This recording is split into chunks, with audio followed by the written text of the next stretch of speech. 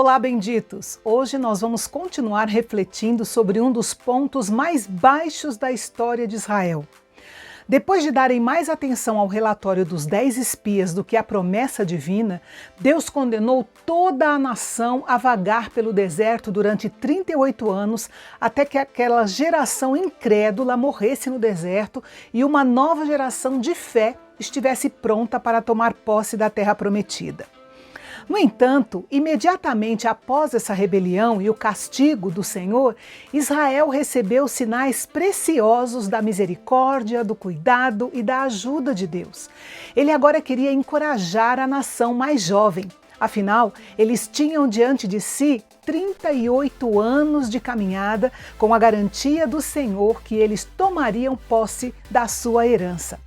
Por causa do pecado dos seus pais, eles tiveram que participar da marcha fúnebre mais longa da história. Por isso, manter suas mentes na promessa de Deus os ajudaria a atravessar o deserto e a preparar os seus corações para ter sucesso onde a velha geração falhou. O Senhor queria que eles entendessem que tomar posse da terra prometida dependia apenas da obediência deles à sua palavra. Moisés então lhes deu 4 instruções específicas e que servem também para nós nos dias de hoje. A primeira instrução foi: agradem ao Senhor.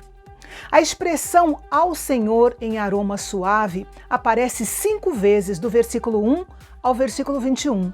As 5 principais ofertas da lei mosaica eram o holocausto, a oferta de manjares, o sacrifício pacífico, o sacrifício pelo pecado e o sacrifício pela culpa. Nós já vimos detalhes de cada uma dessas ofertas quando estudamos a série 27 dias buscando santidade em Levítico, especificamente do capítulo 1 ao capítulo 7. O link do capítulo 1 está aparecendo na sua tela se você quiser conhecer ou relembrar. Os sacrifícios discutidos nesses versículos eram expressões espontâneas do amor e da gratidão a Deus.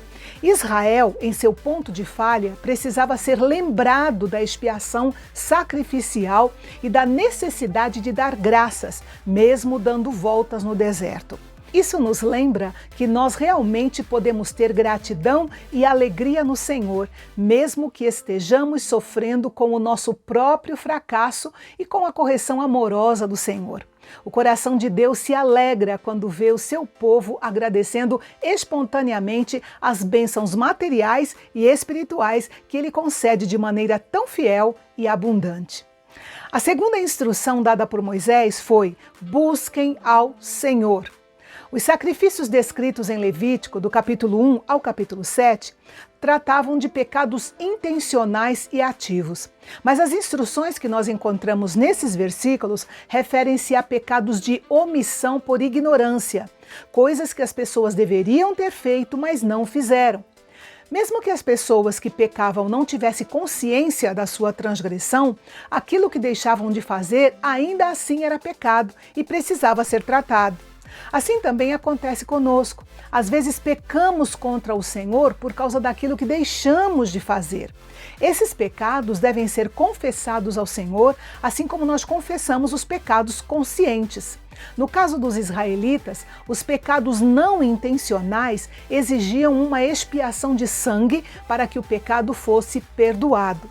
Não deveria haver exceção. Pecado era e ainda é pecado, e deveria ser, assim como deve ainda, ser considerado como tal, mesmo sendo cometido com a melhor das intenções.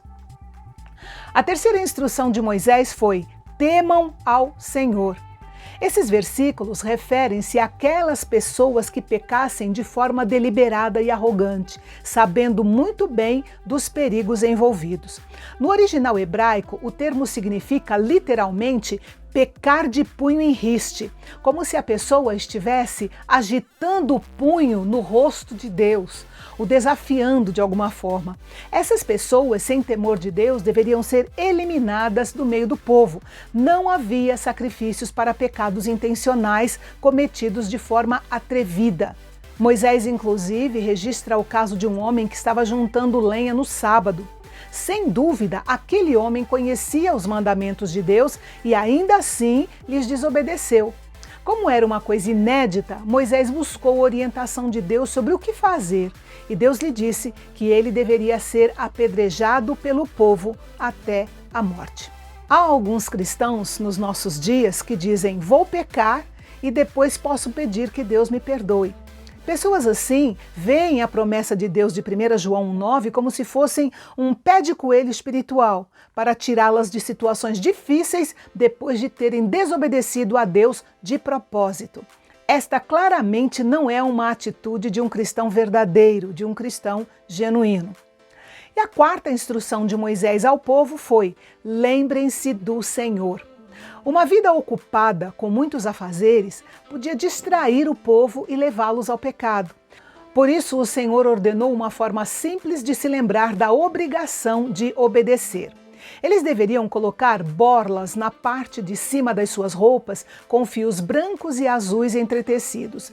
Talvez Deus tenha escolhido a cor do fio azul porque era uma cor que estava cheia de lembretes sagrados. Toda manhã, ao se vestirem, os israelitas veriam as borlas e se lembrariam de que eram o povo da aliança de Deus, diferente de todas as outras nações. Nesse sentido, nós podemos dizer que todos os dias, quando nós vamos escolher o que vestir e como vamos nos adornar, devemos fazer isso com um propósito, lembrando que somos filhos de Deus e que temos uma espécie de responsabilidade ambulante pela nossa conduta. E a 15ª palavra de bênção de Números é: Deus tem o direito de ditar leis e regras, e Ele estabeleceu uma liderança humana para garantir que isso se cumpra. Somos súditos e devemos cumprir a sua vontade se quisermos ser beneficiados com suas ricas bênçãos aqui na terra e viver com Ele para sempre na Canaã celestial. E no nosso próximo encontro, nós vamos ver mais uma vez que o clima ficou muito tenso no acampamento. Dessa vez foi por causa de uma tremenda rebelião promovida por Coré, um levita, com mais 2 companheiros e outros 250 líderes de várias tribos de Israel. Não deixe de conferir. Até amanhã.